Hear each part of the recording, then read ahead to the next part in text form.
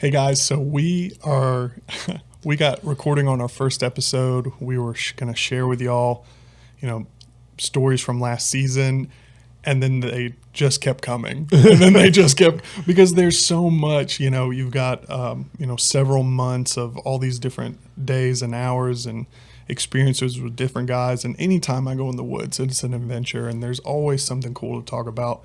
So we ended up talking for way too long. We're going to split that episode up into two, and this is the second part of that. So we're going to be continuing some more stories, some of which you heard last time, leading into these now, and we'll just keep going from there. So we hope you guys enjoy it. He'd come in by himself, and I had seen him opening morning with 3 other bucks. So there's a pack of 4 bucks opening morning. And so opening morning, I get into my spot, and I realize there's some dude flashing his headlamp at me as I'm getting at my tree. So I hadn't really hunted this area at all. Yeah. So I was I picked a spot on the map. I was like, this is my spot right here. They're going to come through and feed, whatever. And then that dude set up there. So I was like, well, I guess I'll go. I think I went another 300, 350 yards. It was archery season. I'm plenty far away. I'm kind of around the edge of the mountain from this guy. And so I felt good I was like, this is probably far enough. And then, of course, I'm like, it's daylight by the time I get over to where I'm going now. So I get up, get set up, and I'd set up on a trail that was beneath me, and there was kind of like an old logging road over to my right side. So I set up as if the deer are going to come down the trail where all the acorns and stuff are. I'm like, yeah, they're going to walk down this trail. I'll be 15 yards off the trail, got everything set up to shoot off to my left on my strong side, and I'm in the saddle. So 8:30 comes, and I'm like, opening morning, feeling good, whatever. Everything's all good. I had a camera in that area, kind of on that trail. Yeah. So I knew generally, there was a couple of bucks in there. I was definitely going to shoot if they came out, whatever. So 8:30 comes, and I just heard, and I'm like, wow, that's a pack of hogs or something. Yeah. That's pretty crazy. And then I'm looking down the hill to my left, down that trail, and I'm trying to get turned around to look behind me, because thinking they're coming behind me. I'm like, where are these things at? They're just getting louder and louder and louder. And I spin around to my right side, and there's 4 bucks standing. The 4 that I had on camera, every one of them was bachelored up together, and they walked out. And by the time I got my head turned just to know they were there, they're at 35 and closing on me in the wide open. They come in from the side that's not thick. Of course. And they're coming straight down the mountain, straight at my tree. Of course they are. Right. And the one that I was for sure after, was going to devote my whole season to, is leading the pack of those 4. So I was I was having that internal battle. This is my first big buck encounter, actual big buck encounter. I'm having that internal battle. I've heard everybody say, if you spook them, you'll never see them again, blah, blah, blah, all that kind of stuff. And they came in very calm. They came in and fed. I could hear the acorns popping in their mouth because they're at 18 yards from me. And I'm just going to sit there froze up, trying to decide, am I going to commit and swing this bow over and get turned around backwards in my saddle and make that shot? Or am I just going to kind of wait and hope they come, or hope they hide behind a tree so I can move, and I'm just sitting there holding my bow, and eventually I'm all right, I'm going to commit, and I get halfway up, so my bow's straight up over my head, and I'm holding my release, and I'm just holding it there, and I'm waiting because they all looked up at me. And then they were fine. They went to relaxing again. So I was all right. And I start to turn, and then they didn't spook. Yeah. Which was my goal the whole time. I was whatever happens, if I don't get a shot off, I'm not spooking these things out of town. That was the last thing I want to do. Right. You don't want to blow up that spot, all that. So I was whatever I got to do to not scare them away. So that meant letting them walk because they were at 20 by the time they were feeding. Yeah. And I'm completely backwards. rifle, no problem. I had it swung around Sure. and whatever. But opening morning with the bow, like first big buck encounter, I was like, the last thing I want to do is ruin this forever and know that I'll never see this thing again. I was like, at least I leave myself a chance. That was my mental battle. I was like, I'm going to at least leave myself a chance to come back in here again. You played it safe. Yeah, and I should not have. Well, I mean, opening morning, who's not, especially because like the nerves aren't out. You haven't popped a doe or two. Like you've been building up to this all year. And now here it is.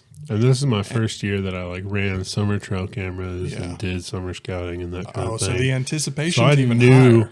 I'm like in there specifically for this buck. Yes. Like know exactly as much as I can know about this area and being in a new spot, and he comes straight to me, and it was just like, what do I do? That's one of those things with hunting where it's like, this is a high pressure scenario where you're trying to achieve this thing and it's right there, but all of it's on you. Like there's no coach making calls. There's no teammates. Like you have to decide, and however you are able to control yourself, not manipulate the situation, but be able to adapt and adjust as things happen. And if you're going to play safe or be aggressive, like these are all things like this is just life. You know what I mean? But most people don't put themselves in positions like that outside of when they're forced to. But this is what we're doing for fun. You know what I mean? Like, this is what we're doing for fun. And there's nobody else out there for you to be an audience of. And so all the pressures from yourself, you know what I mean? And oh my gosh, the amount of pressure I put on myself is insane. It's one of the most unique things because, golf's kind of like that, but not really, because the consequences are you can always throw another ball down and hit. Like when that deer runs off because you blew it, it's gone. Yeah. Like you don't get a mulligan on that stuff. Right. And so I think it's one of the best teaching tools for just how to handle the things in life that actually matter. You know what I mean? And that's why like hunting in itself and the ability to put yourself back out there, even after a failure like that, after mistakes and bad shots and all these things, like it's so important, and it's like grown me personally. And that's why I've got a bunch of stories we'll get into on other podcasts of taking guys hunting, getting them introduced to it, almost losing the hearing in my left ear this season because of a very, very excited young guy who had a buck in his sights for the first time, and just all kinds of things. So that'll be really cool. But man, it's one of the reasons we wanted to do this podcast is because, like you said, you were out there alone and you've experienced this thing. But if you were not able to share, nobody else would know. Right. And that doesn't devalue it. We're in a culture now where it's like, if I don't put this on social media or whatever, like, then it doesn't have as much value if I just keep it to myself or just share with my friends. But like the shared experience with other hunters that only they can imagine and understand and enjoy, that's what brings us together in this kind of like fellowship and brotherhood of like whatever you and your brother-in-law experienced up in Illinois is like, man, that's y'all's thing. And the stuff that I've gone through with some friends and the young guys and my older mentors, like those are key memories and they're always good. And we can share those same things with guys who weren't even there and they can appreciate it. Yeah. So why not, out of all the bad entertainment in this world, like let's just create some more good stuff. Yeah, for sure. So what we were talking about with your deer that you shot, your buck that you shot at your house, the same type of deal happened to me as well this year. So the buck that I ended up shooting, he kind of took a step into a gap, and I knew that gap was at 38 yards. I knew that was like kind of my 38-40 was kind of where I was going to tap out at. Like, I shoot pretty decently, but not necessarily so much out of a tree and under pressure. And I wasn't 100% confident in my bow tune and all of that. So I was like, that's going to be my max. And he starts to get kind of spooky when he got that close. And this time he was actually by himself. And so I was waiting for the other buck that we talked about to come behind him, hopefully. Right. And he never did. So I decided, like, I just really felt like the Lord was saying, I'm providing you with what you are here for. Like, do not waste that opportunity. Yeah. And that sounds like, that kind of makes hunting sound like spiritualized and weird. But, like, that was the experience that I had between me and the Lord. And I was just like, all right. Like, I was kind of on the fence. And then I really felt clearly God was like, hey, I'm providing for you. Like, Yeah. here's your chance. Like, you need to go ahead and take it. And I was Yes. like, okay. So I went ahead, took that shot, and almost the same thing happened as what happened to yours. I'm pretty confident he was quartering to about right around that 40-yard mark. And I'm shooting a decently fast arrow, like not overly heavy, long draw length, good poundage, whatever. So I was like feeling pretty good. So I kind of buried my pin in the front shoulder, kind of more chest side almost, Yeah. like almost frontal, but not quite. And I was like, if I hit that shoulder, like, we'll figure it out. Mm-hmm. But like, I felt pretty good. I'm either going to go chest side of the shoulder or be more towards the back end. You know, that area is so small in a whitetail. Like, Yeah. the area that you can't really shoot through is just so minimal that I'm personally not that concerned about it. Okay. And so I felt good and I took that shot. And because he came in kind of spooky a little bit, I think he had me picked off right about the time that I was settling in to let my release go off. Yeah.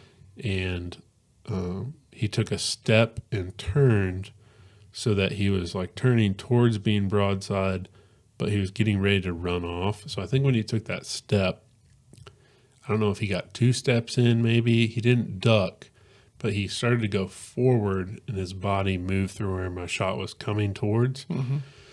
So I ended up shooting him like in the guts, barely in the guts, like way far back, and out the back ham, like broke the back hip type of shot. Yeah. Which I had no idea at the time because he took off running. Like, it was very close to dark. Yeah. I thought I heard some kind of a crash, but it's pretty thick in there, so I didn't know, like, if he crashed or if he ran into something or whatever. So we get, I back out hunting with one of my buddies, and so I backed out, and I'm like, hey, I'm down an arrow. Yeah. Do you have your headlamp? Because I left mine at home. Oh, no. So thankfully, he's well prepared and way more prepared than I was. So he's got headlamps and lights and stuff. So we, it's early season. So like daytime, I mean, I think we didn't start hiking in to get him out until like almost 8 or 8:30. Yeah. So get in there and we tracked this thing for like, I think it was like over 200 yards, which this is the first velvet buck I've ever shot. First buck that I've killed by myself on public land. So the deer that I'd killed the year previously, this same buddy kind of like found the spot. He's like, hey, we're going to go in here this day, this hunt, this time, set up in these trees. Like, he was sitting there waiting for me. I got in, we set up, 5 minutes, we shot a deer. So that'll be another story for another time. But so he's kind of been helping mentor me in figuring out how deer work, and I'm this new hunter and I'm trying to figure all this stuff out and don't really have somebody other than him to help me learn a lot of this. And so This was a big accomplishment for me because it's the first time that I've like done the summer scouting, put the cameras out, picked the spot, sat it 2 or 3 times, found the deer, made the shot, and he's a little tiny 6-point. I mean, no, not a fancy deer, maybe 2 years old, like, not necessarily trophy quality in terms of the deer itself, but absolutely trophy quality to me in terms of all of the hours and effort and time, like finally coming into fruition. This is what it is. Like it is such a cool experience, and to have done it and figured it out on my own feels 10 times better than having somebody have held my hand. Mm-hmm. The deer that I shot last year was much bigger, much nicer, much more mature. But this one means a lot more to me than that first one. So, and ultimately, same dude was there to help me through all of it and pack both out and help with the equipment and the knives and the game bags and everything that I was like not prepared for. Like, definitely could not have accomplished either one of those things without him.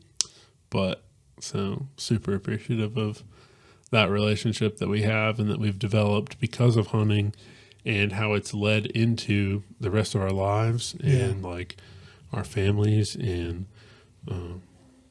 so just super encouraged by kind of how the Lord has orchestrated all of that. And I thought that was a cool story from that particular hunt. I think one of the things we'll get a lot more into in future episodes is kind of how we have encounters with the Lord in the wilderness. Yeah. And for me, that was like probably the most notable initial kind of experience that I've had like that. So just super excited to be able to share that and bring that. Absolutely. Yeah. One of my brother-in-laws, he got a bow this year. We found like a bear paradox, for like nothing on a clearance thing at a Sportsman's Warehouse or somewhere like that. And so he got into a bow with arrows and everything for like under $400. And he started shooting in his backyard, and like anyone that I've seen do that, they just immediately start falling in love with it, the process. And he's a pretty like technical guy. He's been into golf and tennis and these other things. And I was like, listen, man, like shooting a bow is so much fun. And just being able to like throw dots at 20, 30, 40 yards, like that is awesome. And I had no doubt that you get good at this. But like your wife like demands that I donate to your family like pounds of deer meat every year. So like maybe you could get in.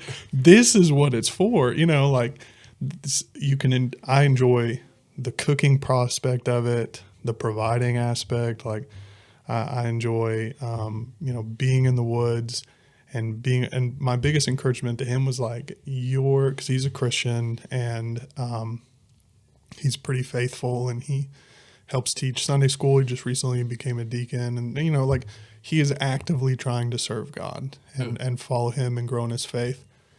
And I was like, listen, man, you get out in those woods alone, and it is really hard to not, you can't ignore God because all these distractions are out of the way. Yeah, like you're paying attention, you're trying to listen, but like you can really get talked to when you just get alone and get still.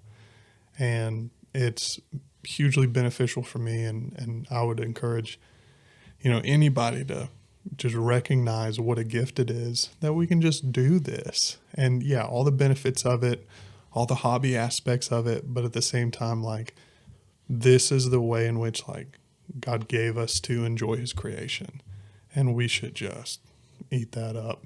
Yeah, for sure. So we're going to wrap this second episode up. Yes. This was a little bit of an unplanned detour that we're making here, but we're making it happen. We're getting this thing done. So we went way over our desired time frame in our first episode. So this is actually like episode 2, which is the second half of our first episode. So hopefully next round we will have some guests with us. Yes. Some other folks are going to jump in and share their experiences and stories. And hopefully next time we'll get to report on Youth Turkey Weekend. yes, that is coming up very quickly. Yes. Well, I'll be taking my daughter, potentially my daughters, if my 4-year-old wants to go. Yeah, she wants to go. What are you talking about? Well, I told my 8-year-old, I was like, hey, Turkey Weekend's coming up. She's like, yes. 'Cause she went with me last year one time, and she got good with the call and everything. And then my 4-year-old was like, can I go? And I was like, well, you're a little young. And she just starts bawling her eyes out. And I'm Dad, like, she wants to go. Okay, let's go buy more camo. Like, let's do it, So we'll figure that out. But I don't think I can take them both at the same time.